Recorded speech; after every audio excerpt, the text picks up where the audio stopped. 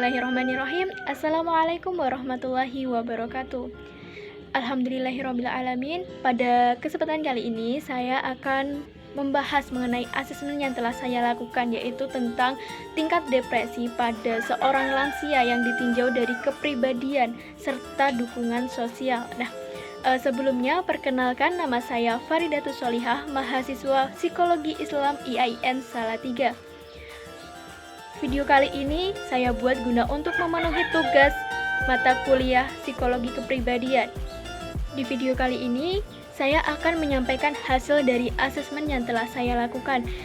Untuk subjek dari asesmen saya ini yaitu seorang lansia, dan kebetulan itu nenek saya sendiri. Dari hasil asesmen yang telah saya lakukan, dapat diketahui bahwa nenek saya dulunya itu tinggal bersama dengan anak laki-lakinya serta menantunya. Lambat laun nenek saya itu merasa tidak nyaman karena perlakuan dari menantunya tersebut. Tidak lama kemudian nenek saya meminta bapak saya untuk menjemputnya dan membawanya ke rumah saya, yaitu ke Jawa. Selama bertempat tinggal di Jawa, nenek saya sering cerita kepada saya bahwa dia merasa tidak senang atas perlakuan dari menantunya tersebut. Walaupun secara tidak langsung perlakuan itu dilakukan, tapi dalam artian perlakuan itu seperti sindiran. Akan tetapi nenek saya merasakan hal tersebut. Anak laki-lakinya pun tidak berani membela karena dia takut akan istrinya. Walaupun sebenarnya di sana saudara, teman-teman nenek saya itu sangat baik kepada nenek saya, akan tetapi karena perlakuan dari seorang menantunya tersebut, nenek saya memutuskan untuk pergi ke Jawa. Nenek saya di sana merasa sangat tidak dihargai, sangat tidak berguna. Kehadirannya itu sangat tidak berguna. Jadi setiap kegiatan apapun yang nenek saya lakukan akan ada selalu sindiran yang menantunya berikan. Walaupun sebenarnya nenek saya itu di sana tidak hanya berdiam diri, tidak hanya makan tidur, padahal juga membantu kegiatan sehari-hari seperti memasak, mencuci, berkebun di kebun kopi dan lain-lainnya. Hal ini sudah dirasakan oleh nenek saya sejak lama, dan baru beberapa tahun yang lalu nenek saya memutuskan untuk tinggal bersama anak perempuannya yang tak lain adalah ibu saya sendiri. Dapat diketahui dari hasil asesmen yang telah saya lakukan bahwa nenek saya tersebut memiliki kepribadian yang introvert. Kepribadian ini juga dapat mempengaruhi tingkat depresi seorang lansia. Dari hasil asesmen yang saya lakukan dapat diketahui bahwa lansia atau lanjut usia akan lebih sering mengalami atau merasakan bahwa dirinya itu tidak berharga, tidak berguna. Dapat kita ketahui bahwa lansia atau lanjut usia bukan merupakan suatu penyakit, akan tetapi merupakan sebuah kelanjutan atau tahap lanjut dari suatu proses kehidupan yang ditandai dengan menurunnya kemampuan tubuh untuk beradaptasi dengan stresor. Pada umumnya, tanda proses menua mulai tampak sejak usia 45 tahun dan akan menimbulkan masalah pada usia sekitar 60 tahun. Adapun beberapa faktor risiko yang mempengaruhi penuaan, yaitu faktor endogen dan faktor eksogen. Salah satu faktor endogen adalah tipe kepribadian, karena kepribadian seseorang akan sangat berpengaruh sejak muda hingga setelah memasuki masa lansia.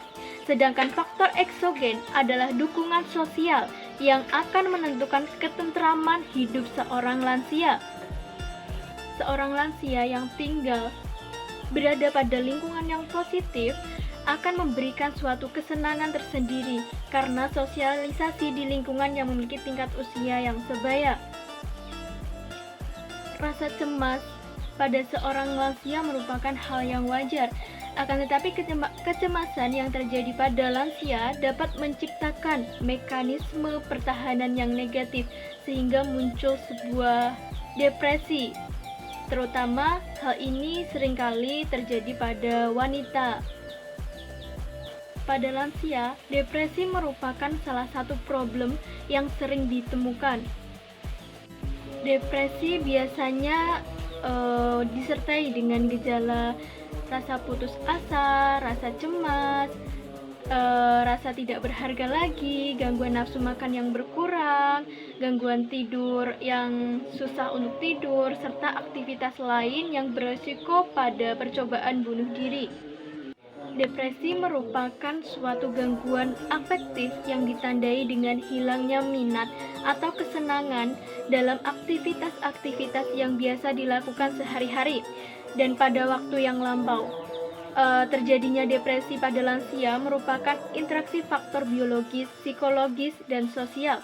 Faktor sosial adalah berkurangnya dukungan sosial, kesepian, berkabung, kemiskinan, dapat mencetuskan sebuah depresi. Dukungan keluarga mempunyai hubungan yang sangat signifikan dengan tingkat depresi. Pada lansia yang berarti semakin baik dukungan keluarga yang diterima lansia, semakin kecil kemungkinan untuk terjadi depresi pada lansia tersebut. Begitu juga dengan sebaliknya. Dukungan sosial berasal dari seorang yang mempunyai ikatan emosi yang sangat mendalam seperti keluarga, teman, dan lain sebagainya. Sedangkan faktor psikologis yang berperan dalam timbulnya depresi adalah tipe kepribadian introvert yang timbul rasa kurang percaya diri, kecenderungan perenung atau pemikir, suka menyendiri, dan kecenderungan membayangkan kesukaran dalam hidup yang seringkali dapat menimbulkan depresi. Depresi pada usia lanjut seringkali kurang atau tidak terdiagnosis karena kombinasi beberapa gejala gangguan depresi. Menurut Erikson, tahap lansia sebagai tahap introspektif versus despair, yakni individu yang cukup melampaui tahap ini akan dapat beradaptasi dengan baik, menerima berbagai perubahan dengan tulus, mampu berdamai dengan keterbatasannya, dan bertambah bijak menyikapi kehidupan. Sebaliknya, mereka yang gagal akan melewati tahap ini dengan penuh pemberontakan, putus asa, dan ingkar terhadap kenyataan yang dihadapinya. Sukses tidaknya seorang lansia dalam melewati tahap ini dipengaruhi oleh maturitas kepribadian, tekanan hidup yang dihadapinya, dan dukungan dari sosial sekitar.